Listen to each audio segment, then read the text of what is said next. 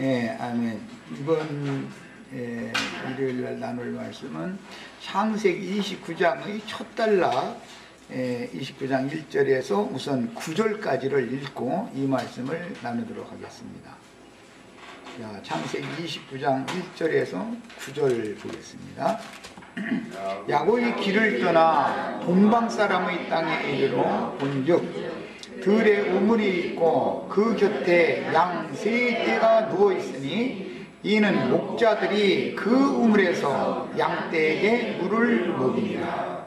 큰 돌로 우물 아구를 덮었다가 모든 양떼가 모이면 그들이 우물 아구에서 돌을 옮기고 그 양떼에게 물을 먹이고는 우물 아기 그 자리에 다시 그 돌을 덮더라. 야곱이 그들에게 이르되 내 형제여 어디서 왔느냐? 그들이 이르되 하란에서 왔노라. 야곱이 그들에게 이르되 너희가 나홀의 손자 라반을 아느냐? 그들이 이르되 아노라. 야곱이 그들에게 이르되 그가 평안하냐? 이르되 평안하니라. 그의 딸 라헬이 지금 양을 몰고 오느니라. 야곱이 이르되 해가 아직 높은즉 가축 모일 때가 아니니 양에게 물을 먹이고 가서 풀을 뜯게 하라. 그들이 이르되 우리가 그리하지 못하겠노라. 때가 다 모이고 목자들이 우물 아기에서 돌을 옮겨야 우리가 양에게 물을 먹이느니라. 야곱이 그들과 말하는 동안에 라헬이 그의 아버지의 양과 함께 오니 그가 그의 양들을 치고 있었기 때문이더라. 네, 자, 지난 일요일날 2시간에 걸쳐서 창세기 29장의 그 전체적인 개요를 이제 말씀을 나눴기 때문에 오늘부터는 앞으로 한 다음 주까지는 29장의 그 내면에 들어가서 말씀을 좀 상세하게 나눌 겁니다. 오늘 읽은 이제 말씀에서 성경 모든 말씀들이 그 흐름이 있고 어떤 문단 중에서도 아주 중요한 말하고자 하는 요점이 있는데 오늘 다 같이 우리 지체들은 29장 2절 그 우물이라고 하는 것을 이렇게 동그라미를 쳐놓고 표시를 다 해놓으시기를 바랍니다. 그 우물, 본인의 성경에다가 표시를 해놓는 거예요. 여기 메모를 하시지 말고 본인의 성경에 표시를 해놓으세요. 그 우물에서 양떼에게 물을 먹입니다. 그 우물이 나왔고, 그 다음에 그 우물은 큰 돌로 덮어놨다가 양떼가 다 모이면 목자들이 우물 아귀의 큰 돌을 옮겨서 그 우물을 아귀를 열고 물을 길어서 자기 떼에게, 자기가 맡은 양떼에게 이제 물을 먹이는 말씀이 오늘 나누고자 하는 말씀의 큰 중심이다는 걸 이해를 하시고 말씀을 들어갑니다. 그 우물이라고 하는 이 정관사를 붙여져 있는 우물은 생수의 우물이신 그리스도의 성령의 임재가 있는 교회 모임을 상징하는 표현이고, 구약시대에는 예루살렘 성전에 절기를 지키러 이방 땅에 흩어진 모든 하나님의 백성들이라 할지라도 모두가 다 예루살렘에 모여서 7일 동안 잔치를, 절기를 지키고 다시 자기 본초로 돌아가는 것이 그들의 이스라엘 사람들의 생활했었어요. 그때 절기 제사 때는 특히 대제사장이 집회를 주도하기 때문에 대제사장의 휘하에 있는 많은 제사장들이 함께 대제사장의 축사를 받은 절기 떡과 또 절기 고기, 절기 때 제사로 드리는 양이나 염소나 소 등을 잡은 고기, 그 다음에 쓴 나물 등을 많은 제사장들이 모인 무리들에게 다 이렇게 공급을 해주는 것이 이스라엘 사람들의 절기 제사의 특징입니다. 오늘 우리는 비록 적은 무리지만 주의 성령의 임재 앞에 주 이름으로 교회로 지금 모였습니다. 여기 온 것은 생명의 떡이 되는 살진 송아지를 잡은 고기, 또 양, 염소를 잡은 그 고기를 먹고, 그 다음에 하나님의 성령의 증거를 통해서 성령을 심령에 받아서 먹고 마시고 누림을, 영적 누림을 갖기 위해서 오늘 이렇게 교회 모임에 오신 거예요. 이런 것을 지금 상징하는 거예요. 그런데 오늘 말씀 시작에 보면은 세 때의 양무리가 있고 목자들이 있었으며 라헬에게 맡겨진 라반의 양무리가 있어서 네 때의 양무리가 있고 네 목자들이 지금 기록이 되어 있어요. 그런데 이제 이 내용을 보면 세 때는 미리 와서 좋은 자리를 다 차지하고 있죠.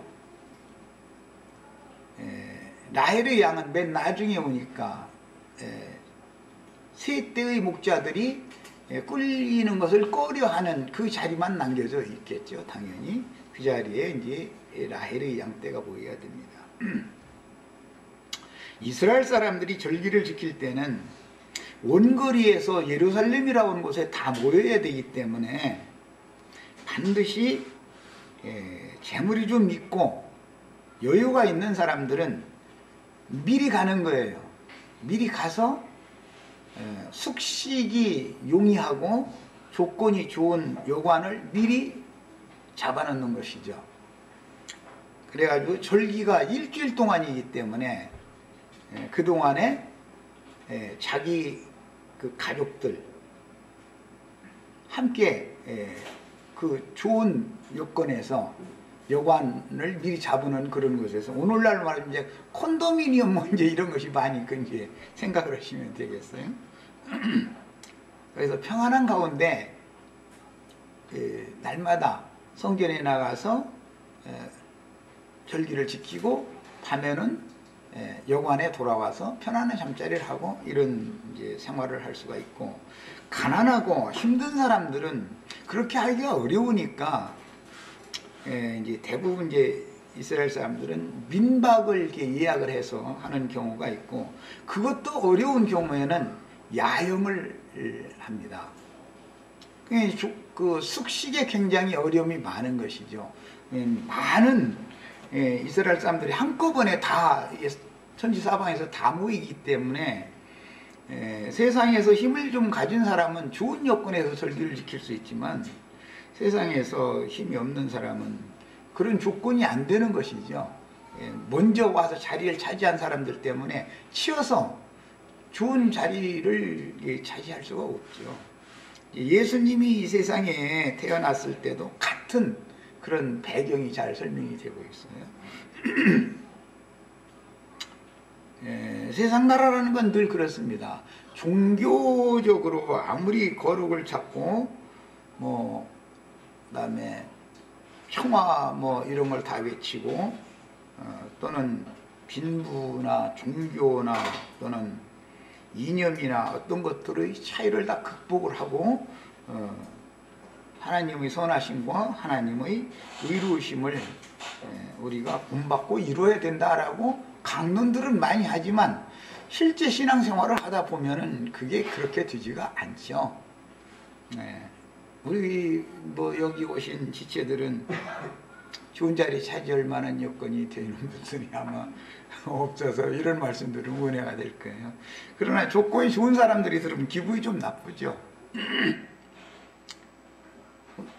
다 자기가 노력해서 자기가 벌어서 자기 맘대로 쓰는데 무슨 시비가 많냐니 이렇게 반기를 들을 수도 있겠죠.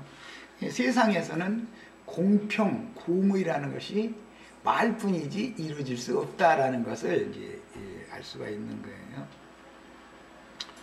거예요. 오늘 우리들은 속세에서의 모든 생활 여건이 어떤 사람들을 따라가거나 또는 능가할 수 있는 그런 힘과 재능들이 없지만 영은 민감해서 갑절로 영감을 받아서 영혼이 부욕해야 되는 것이 더 중요하다. 이런 것을 잘 생각을 하셔야 되겠어요. 속세에서 그렇다 해서 나는 우리 지체들이 꼭 뭐 가난하게 살아라, 가난이 미덕이다, 난 이런 걸 가르치는 무슨 종교인들의 그런 것을 난 가르치는 건 아니에요. 최선을 다해서 학생들은 공부도 열심히 하고 해서 성인이 되면 좋은 직업을 갖고 해야 되는 건 뭐 그건 뭐 당연한 거예요. 내가 가르치지 않아도 그건 당연히 모든 사람이 추구해야 될 바예요. 그거는. 또 어른들도 성실한 손으로 열심히 수고하고 일을 해서 생활 필요한 모든 것들을 부족함이 없이 사는 것은 내가 그렇게 하시오 마시오 하지 않아도 다 본능적으로 그걸 추구를 하니까 내가 그런 걸 가르치지를 않지만 가르칠 필요도 없죠. 그거는. 그러나 사람은 정직한 손으로 성실하게 살면 하나님께서 그 손에 복을 주시는 건 뭐 당연한 거예요. 이게 중요한 것은 속세에서 어떤 생활 여건이 갖춰져야 되는 것이 우선이 아니고 더 중요한 것은 나의 심령과 마음의 상태가 하나님과 동행하는 사람이 되느냐, 그것이 더 중요해요. 우선을 거기다 둬야 된다. 그렇게 하면 이 모든 것을 더해 주신다라는 약속이 있으니까 내가 하는 말이에요. 먼저 구할 것을 먼저 구해라고요. 나중 구할 것을 구하지 말라라는 말은 없어요. 그건 하나님이 먼저 구할 것을 구하는 사람에게는 더해 주신다. 이게 하나님의 약속이에요. 그러니까 가난하게 사는 것이 미덕이라든지 그런 말이 아니에요. 그런데 이제 종교인들은 무슨 자기가 굉장히 신령하고 거룩한 체 하는 사람들일수록 그 나처럼 가르치면 그럼 뭘 가르치는 거냐 이게요. 막 이제 이러고 따지는 경우도 참 있죠. 가난하게 산다고 해서 구원받는 게 아닙니다. 가난하게 살수록 오히려 더 심령과 마음이 강팍해지는 사람들이 더 많죠. 하늘이 하나님이 살아계시다면 나에게 이렇게 할 수가 있네 이래가면서 더 강팍해질 수도 있죠. 그러니까 이것은 무슨 종교인들이 생각하는 그런 흑백 논리의 문제가 아니다. 속세에서 살 때에도 최선을 다해서 열심히 정직하게 살아야 되지만 속세에서 뭘 얻는 것에 우선권을 두면은 하나님을 잃기가 쉽고 내 마음 눈이 가려지기 때문에 하늘문이 닫히기 때문에 하나님과 나와의 관계성이 차단될 수가 있다라는 것을 조심해야 된다는 것이에요. 이제 우리는 지금 야곱이 하나님의 장자로서의 축복을 받고 그 아버지께서 축복해 준 복을 하나님의 손으로 자신의 인생에 실현화시키기 위해서 하나님의 손길 아래에서 지금 먼 길인 동방 사람의 땅에 이르렀다. 여기부터 시작되는 이제 말씀에 왔어요. 여기까지 인도한 사람은 야곱은 이 가는 길을 지금 모르죠. 왜냐하면 가나안 땅에서 태어난 사람이었기 때문에 메소포타미아 땅까지 가려면 이게 아주 먼 길이에에 오늘 같으면 뭐 자동차도 있고 비행기도 있으니까 뭐 아무것도 아니지만 그때 당시로는 이게 짐승에다가 짐 실어가지고 그냥 계속 걸어가면서 밤이 오면은 야영하고 이런 식으로 가야 되는 길이었으니까 참 어마어마하게 먼 길이죠. 이 동방 사람의 땅이라고 한 것은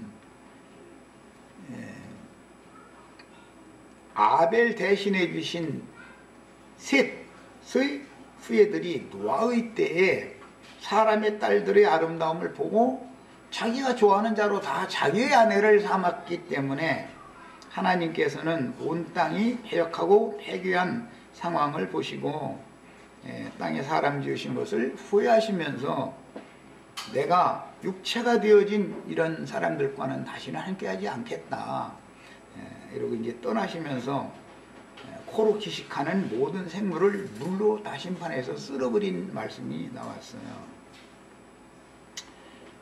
이제 그런 내용도 오늘날 교계가 말하는 무슨 전 세계가 저 북극에서 남극까지 홍수심판 받았다 그런 말이 아니고 셋의 후예들이 에덴 동산 밖에서 거하고 있던 그 유역에 그런 홍수 심판이 왔다는 거예요. 홍수로 이제 쓸어버릴 때 사실은 하나님의 말씀을 맡은 사람들이었던 하나님의 사람들, 즉 셋의 후예들이 가인의 후예들과 이제 그들에게 전도를 해야 되는 사명을 받은 자들인데 그들을 전도를 한다고 해서 전도를 해서 여호와 하나님께 중매를 해야 되는 입장인데 다 전도를 해서 사람을 얻으면 자기 사람을 만들었다 그런 말이죠. 그것이 하나님께는 마땅치 않았던 거예요. 그러니까 노아의 때 홍수가 왔다라는 것은 전도를 안 해서 홍수가 온 것이 아니라 전도는 참 잘했는데 전도를 다 해가지고 자기 아내를 삼았다는 거예요.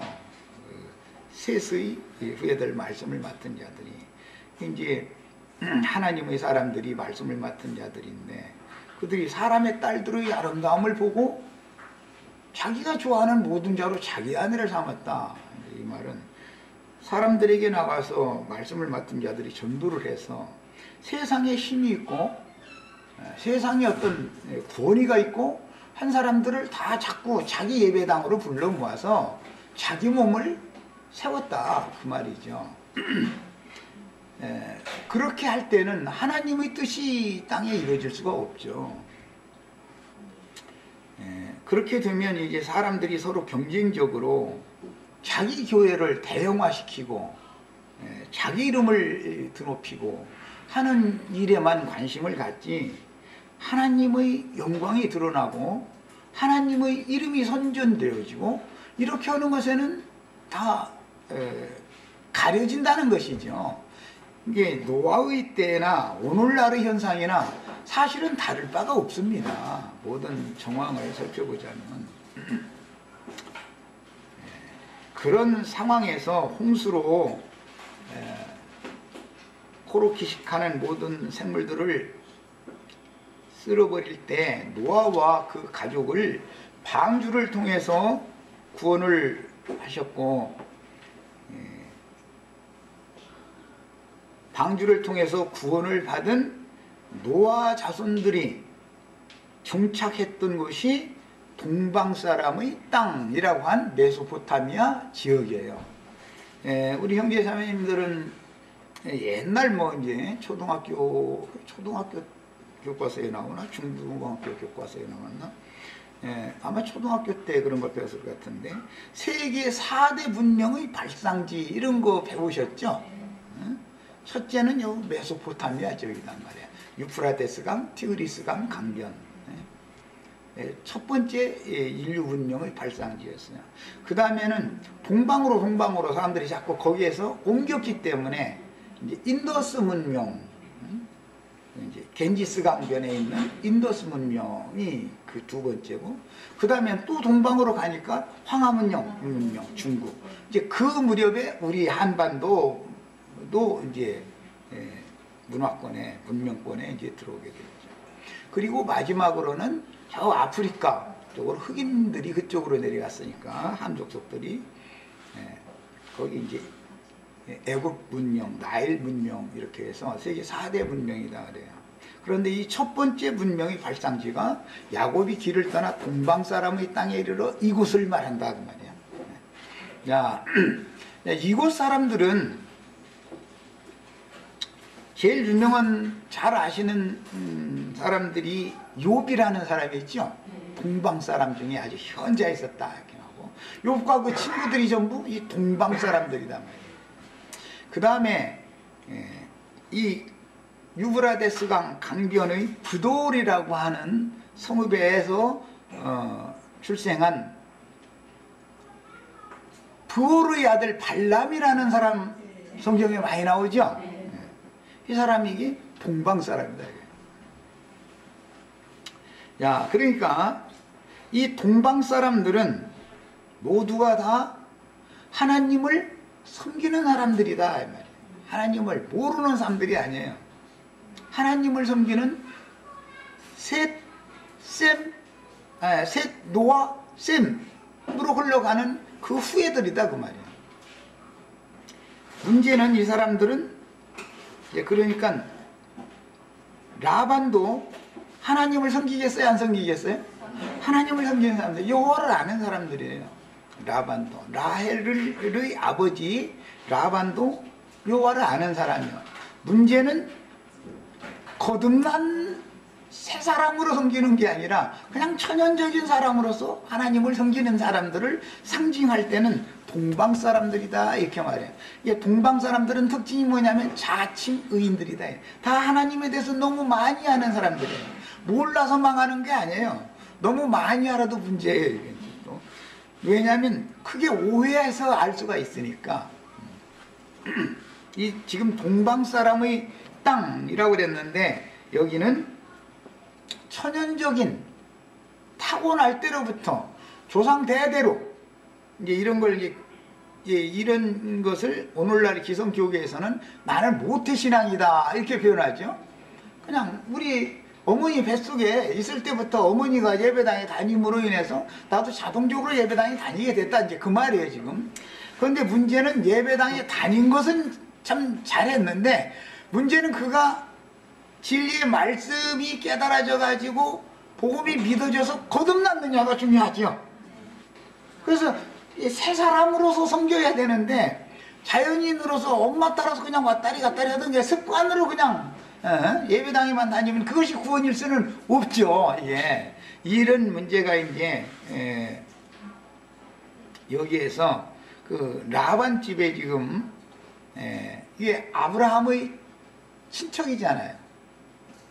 아브라함의 아버지 데라가 아브라함만 낳은 게 아니라 나홀도 낳았죠.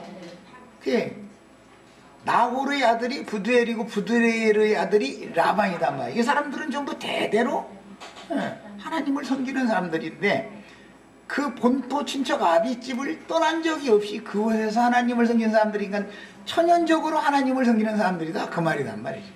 이런 기본 바탕을 가지고 말씀을 들어갑니다. 오늘 시작 말씀에서는 네 떼의 양무리와 두 부류의 목자들이 계시가 되었는데 목마르고 배고픈 세 떼의 양무리들은 게으르고 악한 목자들이 치고 있었고 연약한 여자인 라헬이 치다가 나중에 이제 야곱을 만났기 때문에 야곱에게 그 양이 인계되죠. 그런 라반의 소유 양들이 있어요.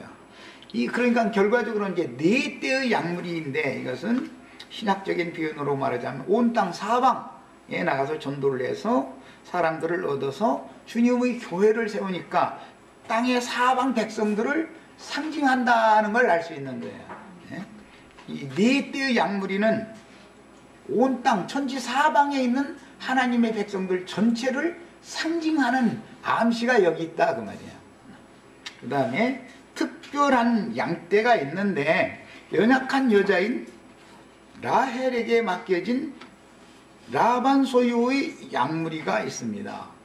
라반은 분명히 창세기 31장 1절 보면 아들들이 있어요. 물론 레아와 라헬보다 나이가 어린 아들들일 수는 있죠. 라헬의 동생들일 수는 있어요. 그러나 지금 40세가 된 야곱과 혼인할 수 있는 혼기에 이른 라헬의 동생이라면 다 성인들이 됐을 것이다. 그 라반의 아들들도 이것을 우리는 알 수 있고, 그 다음에 양떼를 기왕 맡기면 장녀인 레아가 있는데 라헬보다 담은 4살이라도 더 먹었을 거 아니에요, 레아가. 그럼 레아가 양을 친다고 돼 있지 않고 왜 차녀 둘째인 라헬이 그 아버지의 양을 쳤을까? 이런 것이 여기에 숙제로 이게 암시를 딱 해놓는다 이거예요. 암시를 해놓고 있습니다.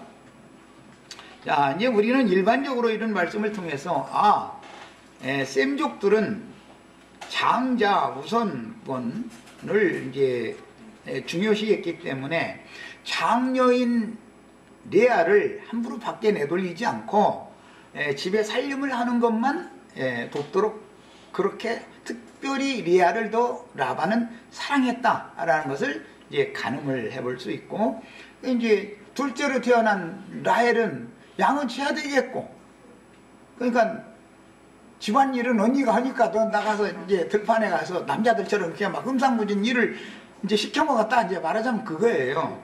그런데 뭐 눈이 예뻐서 뭐 이제 얘기가 이제 나오는데,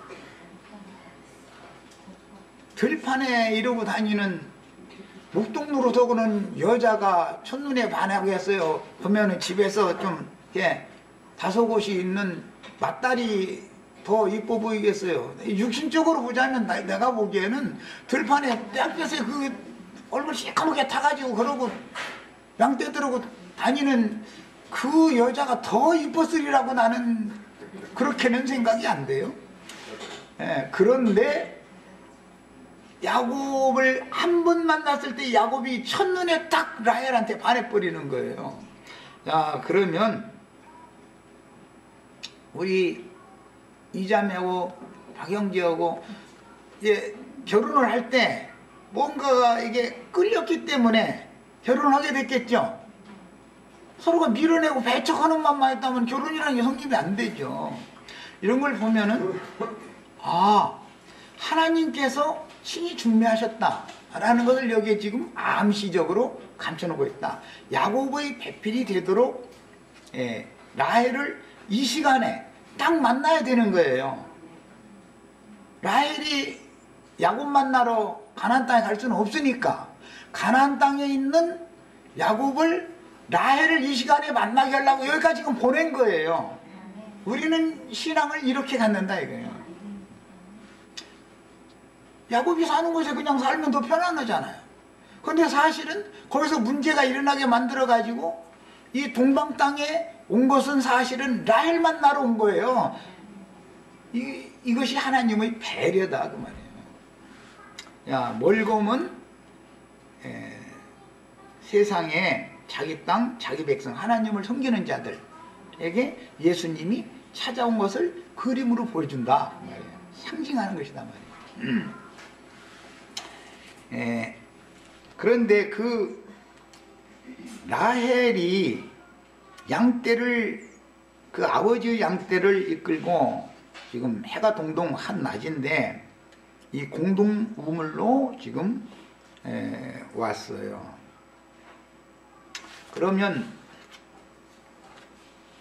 아까 서두에 말한 것처럼 라헬의 양떼에게 물을 기르다가 먹이기에 좋은 그런 위치는 남아있지 않을 것이다. 아무래도 뭐 굴곡지고 뭐 이게 좀 물 떠가지고 다니기가 좀 편치 않은 어떤 지형만 남겨져 있는 것이죠.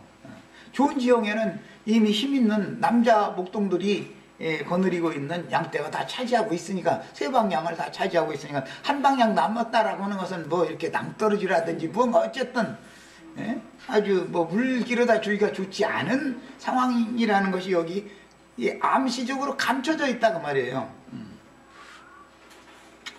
그래서 누구는 목회를 하는데 평안하고 잘 되는 모든 좋은 여건이 갖춰진 곳에서, 그런 조건에서 목회를 하고, 누구는 좀 쉽지 않은 그런 약물이와 쉽지 않은 목회를 할 수밖에 없는 것도 하나님이 지금 다 배려다. 그런데 세 떼의 목자들이 거느린 양떼를 야곱이 맡게 되지 않죠. 불리한 조건에 있는 라헬이 치는 양떼를 야곱이 앞으로 받게 되는 거예요. 이제 이래도 여기 아주 중요한 것이 또 감춰져 있습니다.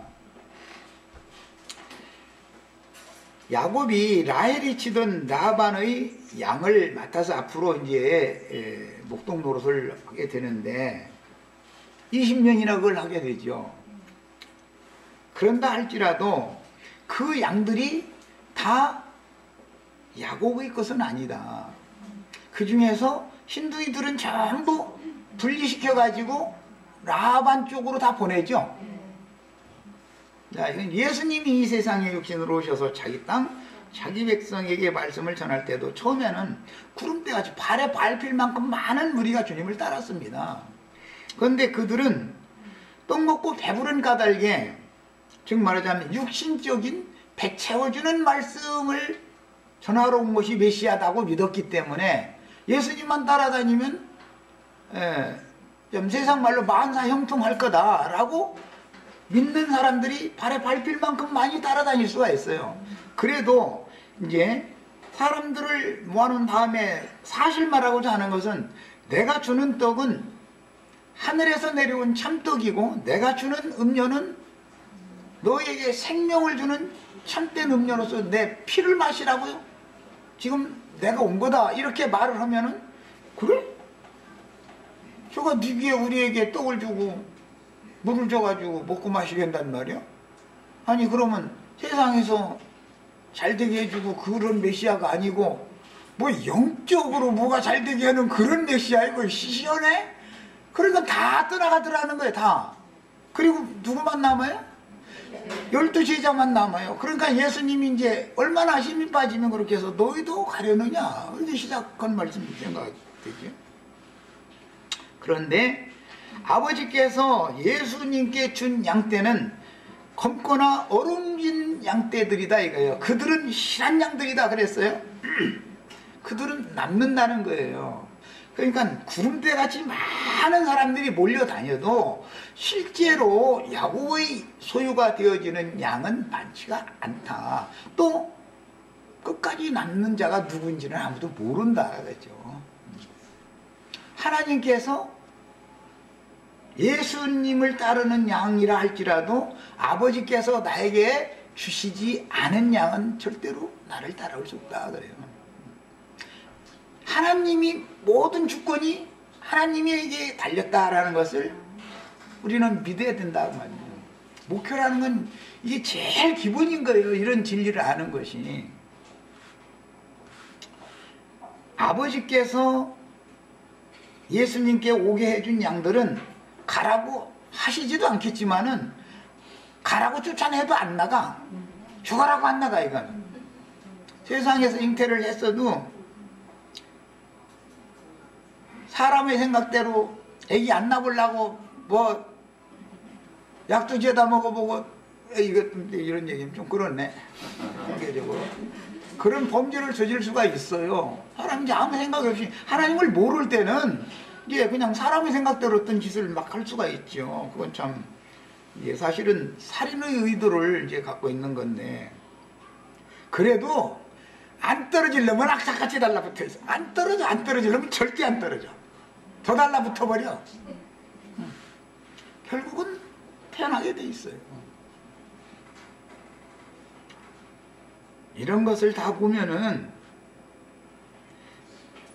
하나님이 어떠한 양을 어떠한 목자에게 붙여놓으시고 예수님이 가시는 그곳까지 끝까지 따라가는 자들이 반드시 있게 돼 있다. 반드시. 그래서 이제 야곱집에서 라반집에서 야곱이 나올 때는 검둥이와 아롱진 것들만 2떼 얻어가지고 나오죠. 거기 신둥이는 섞여 있지가 않아요. 전부 검둥이 아니면 아롱진 것들만 있는 것이죠. 그것을 2떼를 데리고 나오게 돼요. 자, 그것만 하나님이 야곱에게 준 것이지 지금 이 라헬이 치던 양을 대신 맡아서 쳐준다고 해가지고 다 야곱이 것이 되는 것은 아니다. 결국은 라반의 것은 라반에게로 다 떠나가게 돼 있는 거다. 이 교회 생활이라는 건 참 비밀스럽습니다. 그래서 이 성경의 진리를 바르게 알면 목회를 함부로 할 수 있는 게 아니죠. 목회라는 것이 이제 함부로 그냥 생각나는 대로 기분 내키는 대로 어떤 말씀 막 전하고 뭐 이 얘기는 되도록 안 하려고 그랬는데 어제 어떤 강론을 이제 이렇게 잠깐 들어봤더니 요한복음 4장 이게 이제 이 정오에 우물가에 나온 여자애가 이제 같은 얘기예요. 사실은 사마리아 여자를 만나서 예수님과 대화를 나누는 얘기를 딱 인용을 해가지고 구원은 유대인에게서 나오는 것인데 그게 원문대로 복수입니다. 그 말은 맞습니다. 문자대로 복수의 유대인들에게서 나는 것이다 이렇게 돼 있어요. 그 말을 일곱째 날에 이른 자들에게서 구원이 나온다 이렇게 설명을 그렇게 했어요. 유대인적인 실존적인 삶을 사는 자들에게서 구원이 나오는 거다 이렇게 해놨어요. 어쩐지 그 전글에서도 내가 보니까 다 전능자가 되고 구원자들이 된다 이제 그랬더니 그 사상이 아주 그냥 뿌리 깊은 거예요. 보니까 그건 이상하게 하나님이 놀라운 거는 지나치게 신령하고 똑똑한지 하는 사람의 눈을 요 부분에서 이렇게 살짝 가려놓는구나. 이게 내가 너무 놀라워요. 그 말은 유대인들은 아는 것을 예비하고 너희는 알지 못하는 것을 예비한다. 그 말 속에 비밀이 있는데 그 뜻을 모르고 있더만. 그것도 더 신기한 일이야. 자, 유대인들이 알고 있는 거는 뭐냐면 유대인들은 늘 성경을 가르침 받기 때문에 사마리아 사람들 같지 않고 사마리아 사람들은 다신주의 신앙인 거예요. 이신도 좋고 도신도 좋고 잘 살게만 해준다면 그냥 다 이제 받아들이는 이제 그런 신앙이고 유대인들은 유일신을 믿는 거예요. 이게 다른 거예요. 유대인들이 아는 것을 예비한다. 유일신에게 예비한다 그 말이에요. 중요한 것은 사마리아 사람들은 알지도 못하는 신에게 예배한다. 알지도 못하는 것을 예배한다. 그 말은 다신주의다 이 말이고. 그런데 유대인들이 알고 있는 그것에게 예배를 한다라는 것은 유대인들이 알고 있는 그것이 바로 나다. 예수님 지금 사마리아 여자에 그 얘기를 하는 중인 거예요. 너가 얘기하고 있는 내가 바로 그니라 그 얘기하느라고 그 얘기가 나온 거예요. 유대인들은 메시아를 그렇게 기다렸어요. 메시아가 오시면 그 선지자가 기름 부음 받은 자가 오시면 모든 진리 가운데로 인도를 해가지고 결과적으로는 진리의 하나님의 영광 앞에 자기네들을 구원해 줄 거라는 것을 성경을 통해서 알고 있었어요. 유대인들은 그걸 아는 걸 믿는 거예요. 아는 걸 예비하는 거예요. 그런데 유대인들이 그렇게 알고 있는 그 메시아가 바로 나다 말이야. 나다 그 얘기를 하는 거예요. 그런데 유대인이 한 사람이라면 예수님이지만 여기 복수니까 7날에 이른 사람들이면 다 구원자가 된다 이러고 결론을 딱 이제 이렇게 내놓고 있는 그걸 읽다가 보니까 하나님이 진짜 전능하시구나. 지나치게 똑똑한 체 하는 사람 눈을 이런 방식으로 싹 가려가지고 구원이 예수 그리스도로 말미암아 나는 거예요. 예수 믿어서 뭐 7째 날에 이르러서 실존적인 삶을 사는 게 어떻게 사는 건지 모르지만 어쨌든 간에 그 사람들에게서 구원이 나오는 거예요. 이렇게 중요한 문제를 그렇게 함부로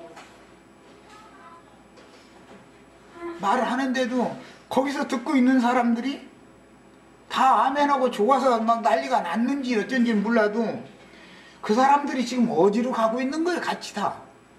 이런 것을 볼 때 내가 난 누구를 비판하고자 해서가 아니고 세 때의 약물이 얘기를 하려니까 할 수 없이 이거 이제 생각이 나서 안 할 수가 없어서 하는 거예요.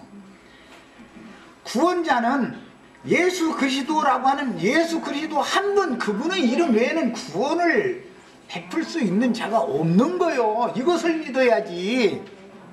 이것 때문에 싸우는 건데 부처도 구원하고 공자도 구원하고 소크라테스도 구원하고 김아무개도 구원하고 그러면은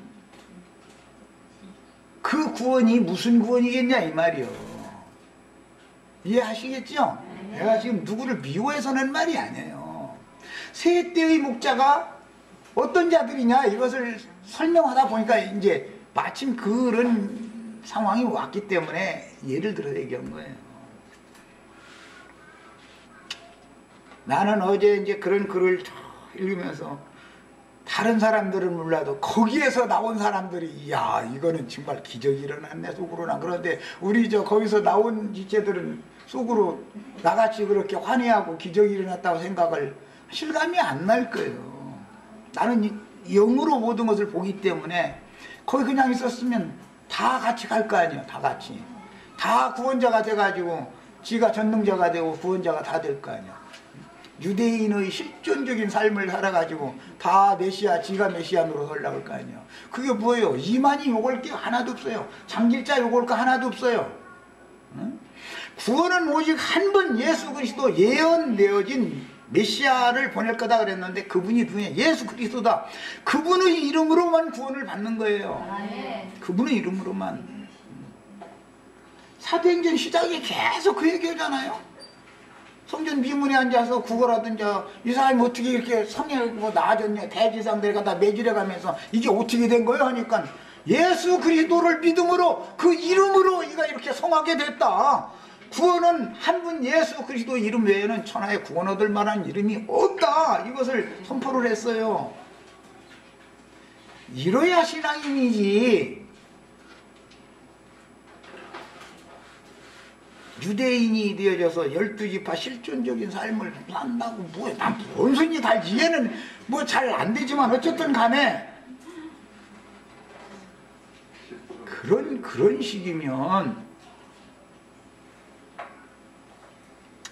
식이면 듣는 사람들이 이건 아니지 않냐. 어떻게 천하의 구원자가 예수 그리스도 외에 또 있을 수가 있냐. 이건 말이 아니지 않냐. 말이 안 되지 않냐.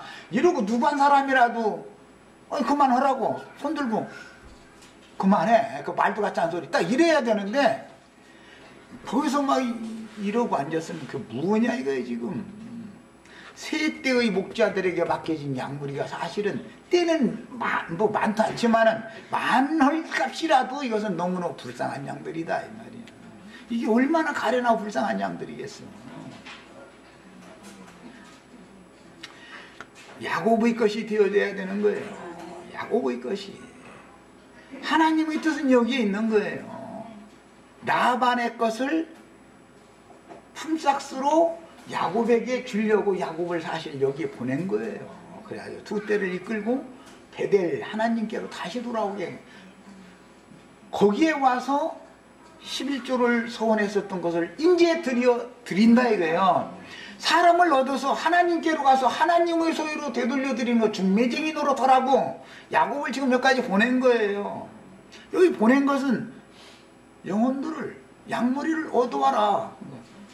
거기서 저 혼자 부자를 잘 자르라는 게 아니야. 또 다시 베델이 하나님께로 가서 거기에서 11조를 서원을 하고 떠났으니까 가서 11조로 드려야 된다고요.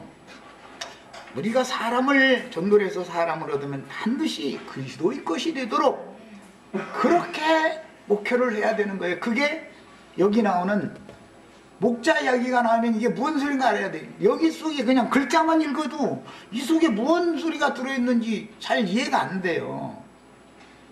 그러나 지금 오늘 잠깐 얘기를 이렇게 쭉 들어보면 이런 모든 말씀들이 암시적으로 다 감춰져 있는 얘기죠. 그래서 성경인 거예요. 그래서 시간이 됐으면 여기까지 하고 일단 마치겠습니다.